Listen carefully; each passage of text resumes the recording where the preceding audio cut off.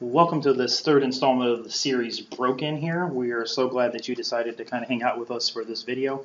Today we're going to be visiting the story of Moses. And I'm excited for this story because Moses has kind of like a very up and down. And this moment that we're going to have where God kind of calls him is not Moses' only moment by any means that he struggles with. But we pick up Moses' story in the book of Exodus. And you can find his whole story in the Old Testament in the books of Exodus, Leviticus, Numbers, and Deuteronomy. So his whole story is kind of laid out there. But in the book of Exodus is where we're going to be in chapters 2 through 14 is kind of what we're going to summarize and kind of look at and see how God, even though Moses had a moment, God still kind of picked him up and used him. So at the end of Genesis, there's been a big famine, and everybody has come from all over the place to Egypt, who have had help from Joseph, and they've kind of survived the famine, and they've kind of put themselves in a very wealthy place. But now also, the Israelite people are kind of being slaves. They're kind of being oppressed. They're being tormented and tortured even, and God really doesn't like it, which is how we kind of picked this story up. But Moses came at a time where he wasn't exactly born at a good time.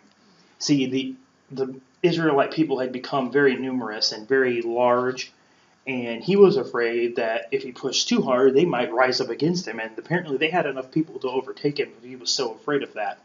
So he decided that all the baby boys would be killed, and that would solve his problem, because then they would have no fighting men. And so Moses is born during this time, and Moses kind of gets put in this boat, sent down the river, the Nile River, where he's kind of bumps into Pharaoh's daughter. Now that's the last place if you're Moses' family. You're trying to keep him safe. Putting him on the water is not really the safest place for a baby anyway, but you're trying to keep him safe, and he kind of cruises up into Pharaoh's daughter's part of the Nile River where she is. And his sister has been following him, and his sister sees this take place, and she kind of thinks of a plan. Hey, what if I find somebody to care for this baby for you, and then we can return him to you and all of that. And she goes and gets her mother, and Pharaoh's daughter pays Moses' mom to care for him. And it's kind of like, that's kind of a cool part of the story too. She thought she had lost her son. Now she gets to care for him in his infant stage, and then take him back to Pharaoh's daughter when he's a little older. And so as he grows up in the palace, maybe he kind of feels something's not right. Maybe he was told that he's not an Egyptian, he's actually Hebrew. And it's because we picked this up in Exodus 2, verse 11. One day after Moses had grown up, he went out to where his own people were and watched them in their hard labor. He saw an Egyptian beating a Hebrew, one of his own people. That's where we kind of can see, hey, maybe Pharaoh was told him, maybe he just kind of knew or kind of found out over time. Looking this way and that, seeing no one, he killed the Egyptian and hid him in the sand. The next day he went out and saw two Hebrews fighting. He asked the one in the wrong, "Why are you hitting your fellow Hebrew?"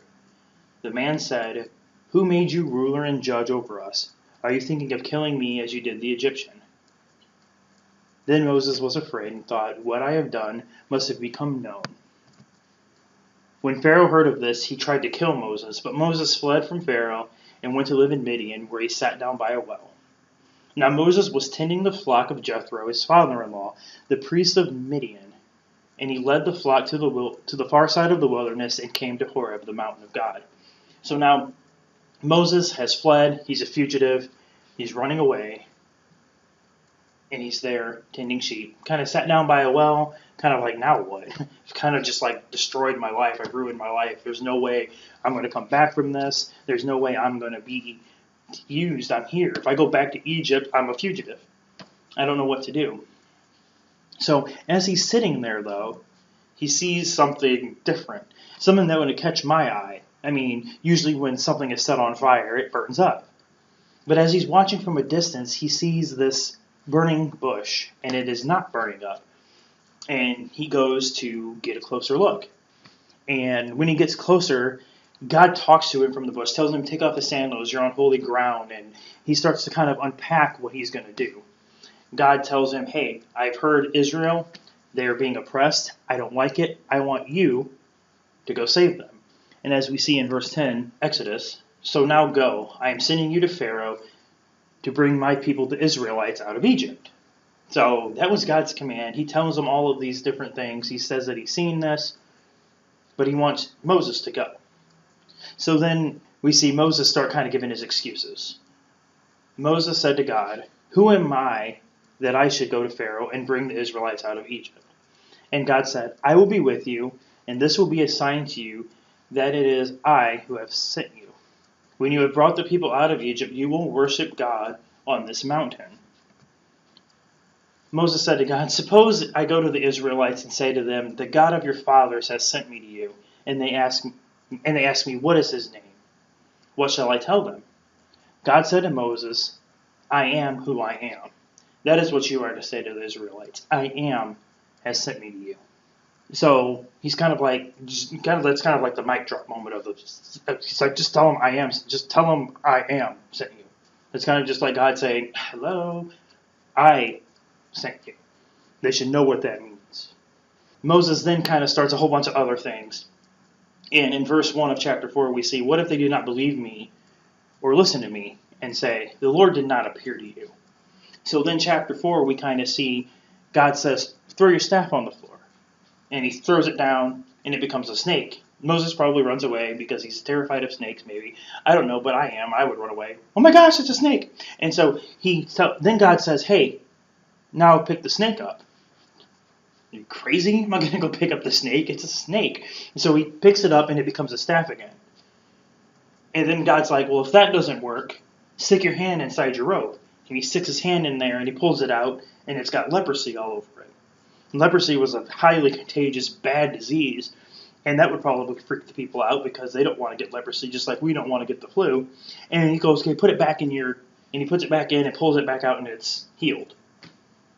And God's kind of like, that will get their attention, and you will be able to get them to do what you ask. But it kind of, Israel probably really wasn't as much of the problem as Pharaoh was. But then Moses comes up with another thing.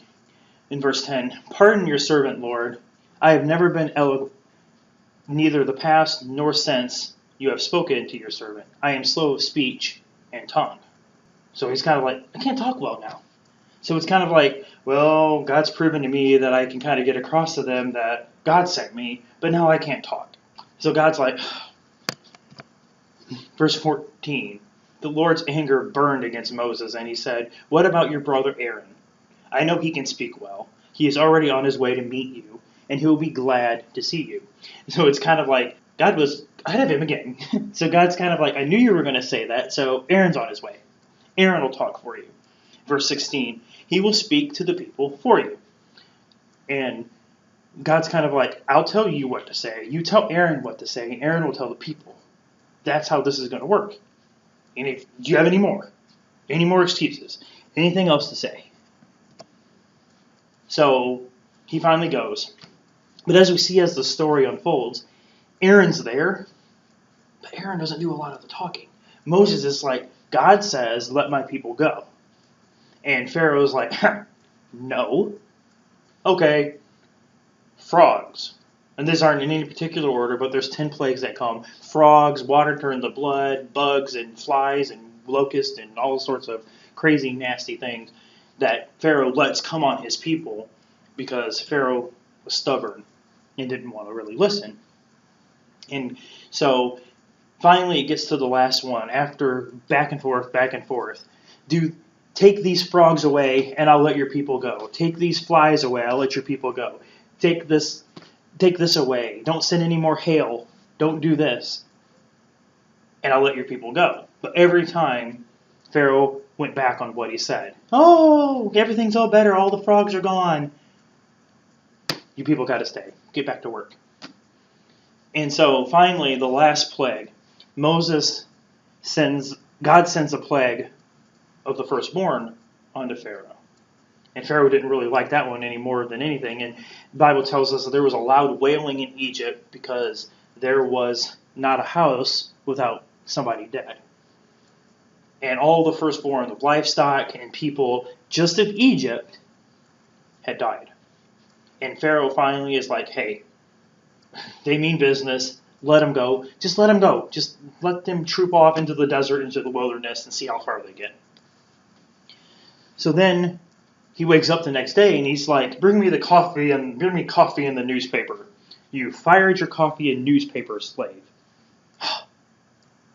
Fine, bring me my iPad. I want to look at some videos on YouTube. Oh, the slave with your iPad got let go too. Get my chariot. We have to go get them. And he goes after them because he can't get rid of his slaves and he just can't let it be that way.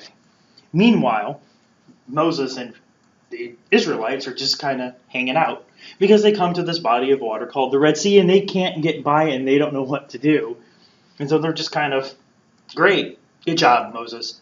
At least back there we were working. At least back there we had food. At least back there we had water. If we wanted to die, we could have done it back there. But you brought us out here to do it. That's just great. Good job. Way to go, dude. And it says that Moses just kind of just sitting there. He doesn't really know what to do. And they're probably frustrated with him. And then God tells Moses what to do. In Exodus 14:21, we see that Moses stretched out his hand over the sea, and all that night the Lord drove the sea back with a strong east wind and turned it into dry land. The waters were divided. So, water here, Pharaoh's army coming in close here, and God parts the Red Sea for Israel to go across. And Pharaoh's army tries to go across too, but it doesn't end too well for them.